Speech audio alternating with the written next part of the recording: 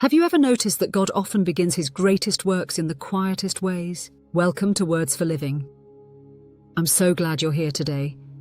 This channel is a place where we slow down, open scripture together, and discover how God's truth meets us right where we are. Today's passage invites us to reflect on one of the most astonishing truths of our faith, the humility of Jesus from the very beginning. If this channel encourages your walk with God, I'd love for you to subscribe and join this growing community. As we prepare our hearts, let's turn to a moment in Scripture where heaven meets earth in the most unexpected way. Luke 1:35, ESV.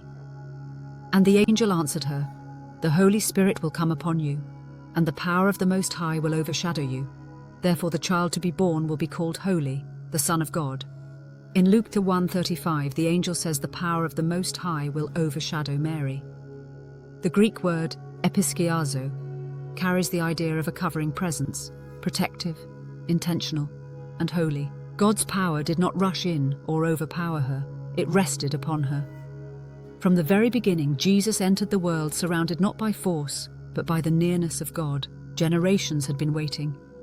Long before Mary ever heard the angel's voice, the hope of a coming Saviour had been carried through centuries of promise.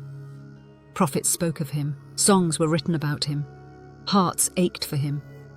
Israel lived with expectation, believing that one day God would step in and set things right.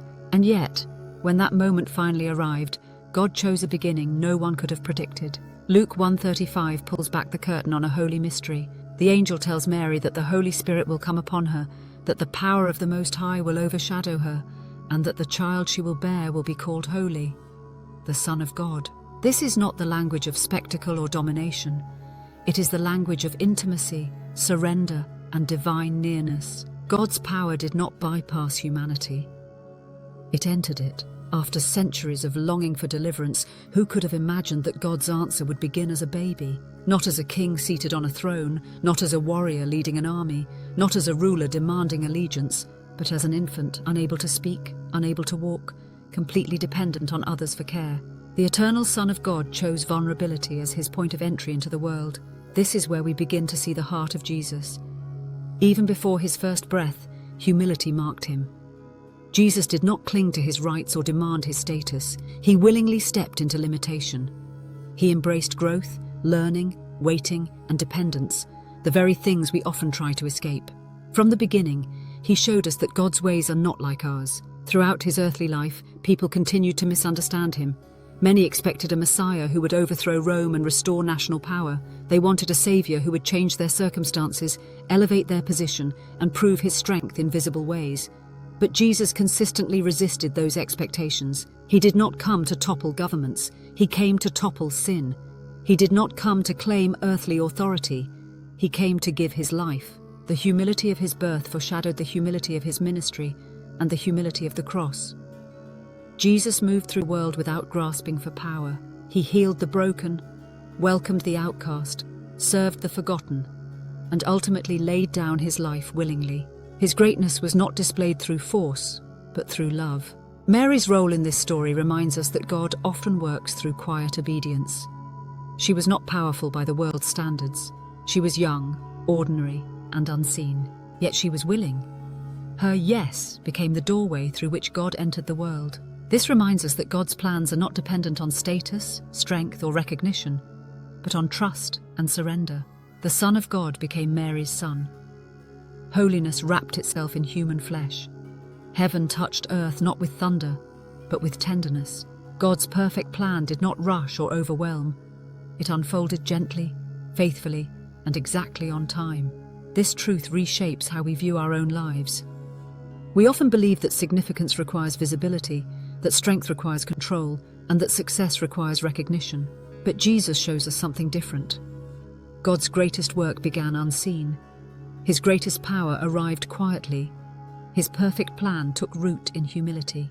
And the same God is still at work today. He is present in the small beginnings, the hidden seasons, and the places that feel ordinary or overlooked. Just as he did with Jesus, God is working purpose into places the world might ignore. Humility marked Jesus from the beginning, and through that humility, salvation came to the world. If Jesus was willing to enter the world through humility, then we can trust that God is at work even in the small, quiet, unseen places of our lives. You may feel overlooked, unprepared, or insignificant, but God often begins His greatest work right there. His power is not limited by your weakness. In fact, it often shines through it. Today, consider where God might be inviting you to trust Him in humility, rather than striving for control. Take a moment to thank Jesus for choosing surrender instead of status. As you move through your day, look for quiet opportunities to serve, to listen, and to obey, believing that God is still working powerfully through humble beginnings. Let's pray. Jesus, you had all the power of heaven, yet you chose humility. Thank you for stepping into our world, our weakness, and our need. Help us trust your work in the quiet places of our lives and learn to walk in the humility you modeled for us. In your name, Amen. From the very beginning, Jesus showed us that true power is found in humility. If this message encouraged you today, feel free to share it with someone who needs hope, leave a comment below, and subscribe to Words for Living for more scripture-centered encouragement. Until next time, rest in the quiet work of God.